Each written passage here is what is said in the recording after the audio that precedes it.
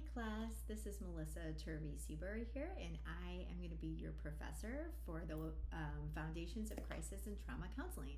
So I'm going to go over a few of our weeks. I'm going to start with week 1 and just kind of review some of the content for you today. All right, so this week begins our exploration into the essential foundations of trauma and crisis work, examining the nature of crisis, trauma, and loss, and how they disrupt lives. What I encourage you to do for this week is to engage intellectually and personally with the material.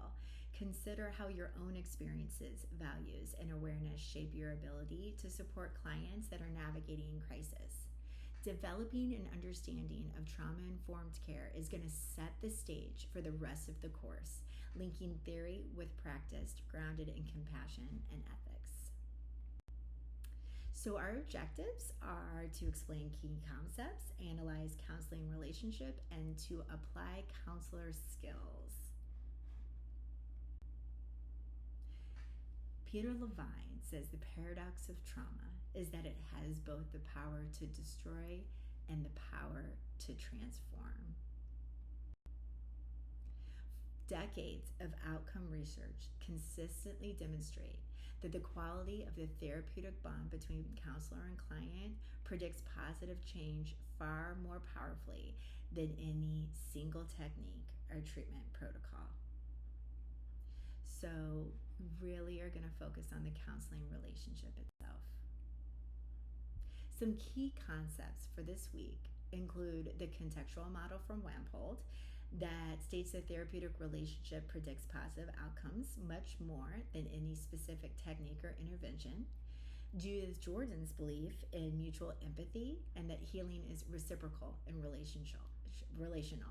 When clients see that their pain and experiences matter to us, they begin to feel safe to heal.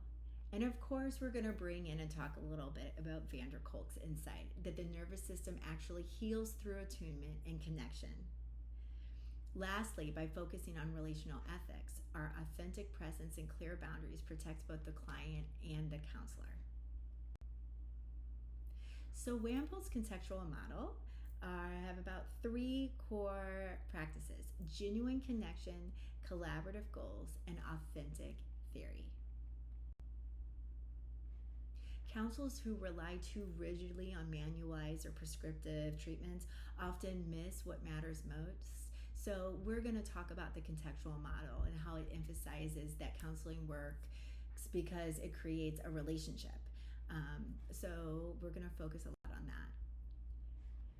The client expresses their story and emotional experience. The counselor experiences genuine emotional resonance. Trust and nervous system regulation begins through reciprocal connection, and the client witnesses that their pain matters.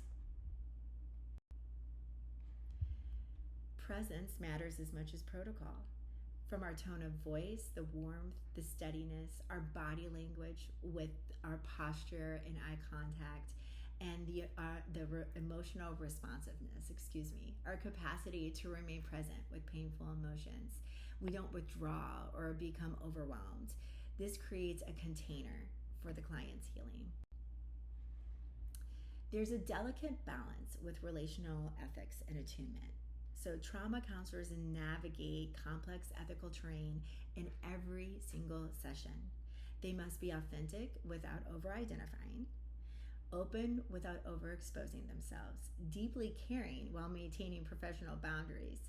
So relational ethics means that everything we share, our tone, our posture, our transparency, serves the client's sense of safety and agency. When we respond attuned to what the client's body and words are communicating, we're modeling regulation itself. And that attunement becomes the client's first lesson in safety. I can exist in connection without losing control. Our discussion board for this week is we're going to lay the groundwork for our exploration into the critical field of crisis and trauma counseling. We will delve into the foundational principles that guide our work with a particular focus on the essential role of the counseling relationship in fostering that safety, trust, and connection. As we begin our study of the helping process, it is important to reflect on the genuine human connection, Presence serve as the cornerstone of trauma-informed care. So you're going to read this week's chapters and describe what stood out to you about the counselor's role regarding or relating to supporting clients that have experienced trauma or crisis. You're going to reflect on the importance of the therapeutic relationship and dive into what personal qualities you think are the most important in fostering healing. Please don't forget to consider your own experiences, values, or worldview, or how your worldview may shape how you have or would show up with clients during moments of crisis. Reflect on how self-awareness may enhance your ability to be fully present and engaged in this type of work. Please post your initial response by Friday at 11:59 and reply to 2 of your peers by Sunday at 11:59. Remember that this discussion space is to collaborate and connect. Responses should be respectful and reflective. Start working and engaging from a trauma-informed perspective right away as you participate in this discussion board. I look forward to seeing you all in class, and I hope you enjoy week 1.